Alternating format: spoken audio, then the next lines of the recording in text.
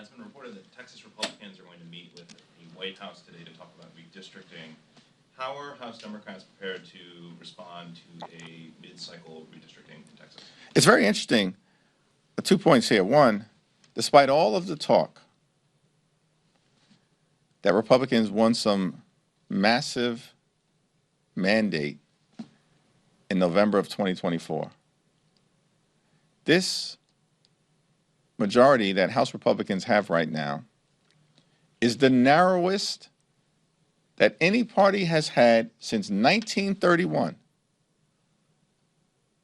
during the Great Depression. They have the narrowest majority that any party has had in the House of Representatives since 1931, almost 100 years ago. And when Republicans in the House are at full strength, they're at 220. When Democrats are at full strength, we're at 215. That means it's a 3-vote difference between House Democrats and House Republicans. Now, North Carolina is a 50-50 state. And prior to the extreme mid-decade redistricting that Republicans engaged in so they could rig the majority for themselves, the North Carolina delegation, as recently as January 2nd of this year, was 7 Democrats and 7 Republicans. That was the North Carolina delegation in Congress. That makes sense. It's a 50-50 state. Donald Trump won the state. So did every single Democrat running statewide, including the governor, the lieutenant governor, the attorney general, and in the state Supreme Court race. 50-50 state. It had a 50-50 delegation, 7 Democrats, 7 Republicans, as recently as January 2nd of this year. But what happened?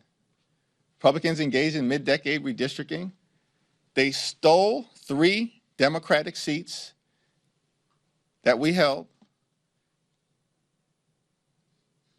Kathy Manning, Jeff Jackson, Wiley Nickel, and they made them safe Republican districts. So now the Republican delegation to North Carolina is 10 Republicans, and on the Democratic side, there's 4.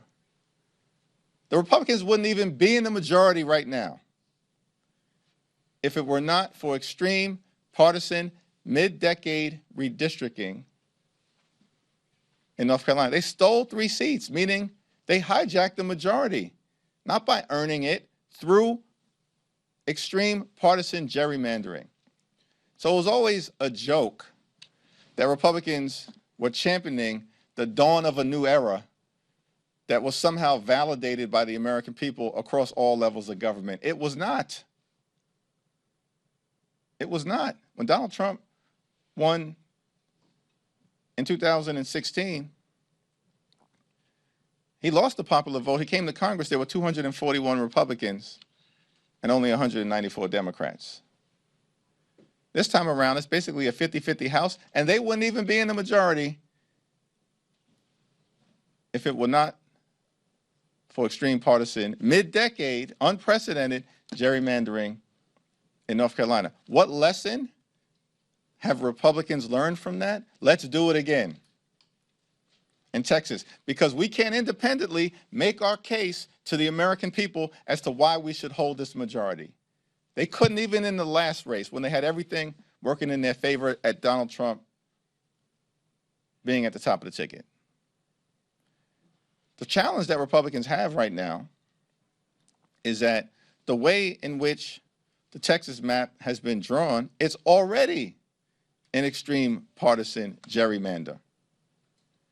And so if you make any changes to that map, which quite frankly, there are several Democrats who have looked at it who perhaps may welcome changes, they're going to endanger at least 4 to 6 Republican incumbents who are serving in the Congress right now, are in safe Republican districts, and will likely be put into competitive districts that Democrats can win, particularly in a midterm election with Donald Trump in the White House. Be careful what you wish for.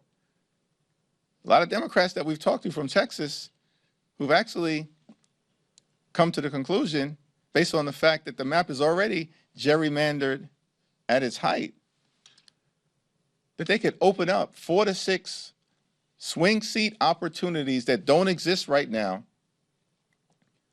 for Democrats. And instead of doing what they did in North Carolina, where they basically snatched victory from the jaws of electoral defeat that they were heading toward, they actually could provide enough seats in Texas alone for Democrats to take the majority back.